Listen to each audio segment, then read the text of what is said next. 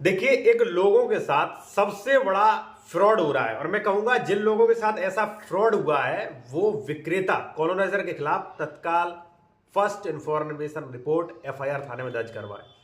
होता क्या है, कई property dealer SC ST candidates की जमीन बिना 98 के, ठीक है, और बिना 80 के धड़ल्ले से बेच रहे हैं। अब इसका परिणाम क्या होता है, जब आप एडवोकेट से जाते हैं वो जो है वो कहते हैं अरे कुछ नहीं, प्लॉट में कुछ नहीं होगा। रजिस्ट्री ऑफिस भी रजिस्ट्री कर देती है तो लोग कहते हैं भाई जब सही गलत था तो रजिस्ट्री ऑफिस ने कैसे रजिस्ट्री कर दी। लेकिन जब उन पर धारा 104 105 की कार्रवाई होती है, वो जमीन राज्य सरकार में जब नियत होती है तब उनकी आंखें खुलती है, भाई ये तो जमीन चली गई।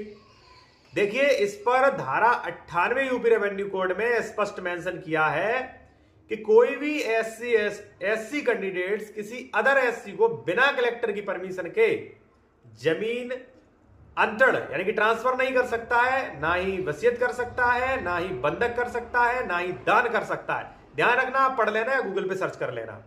फिर प्लॉट की रजिस्ट्री कैसे हो जाती है?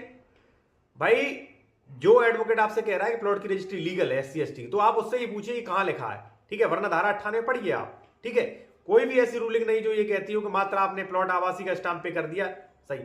कई जमीनों पे धारा 104 105 की कार्रवाई हुई है और राज्य सरकार में जमीन निहित हुई है। इसलिए एससी एसटी कैंडिडेट्स की जमीन आप खरीद रहे हैं तो वहां पे 98 का परमिशन देखें और जो परमिशन दिखा रहे हैं ऑर्डर, उस ऑर्डर को वेरीफाई करें आप कि ये ऑर्डर वास्तव में हुआ था कि नहीं।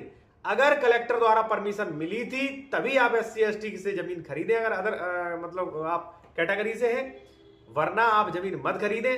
आपने खरीद ली जमीन और किसी ने ऑब्जेक्शन लगा दिया वहां पे, तो आपकी जमीन राज्य सरकार को नियत हो जाएगी। अगर परमिशन लिया है तो कोई दिक्कत नहीं।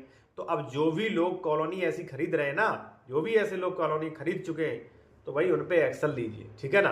आप ऐसे नहीं कि आंख बंद करके अपना पैसा किसी में इन्वेस्टमेंट कर रहे हैं, यही नियम है, आप ऐसा करिए। आप अगर नहीं मानते तो आप धारा 98 उत्तर प्रदेश राजस्व संहिता चेक करें और फिर धारा 104 105 चेक करें, गूगल पे पढ़ें कि ये क्या कहती है।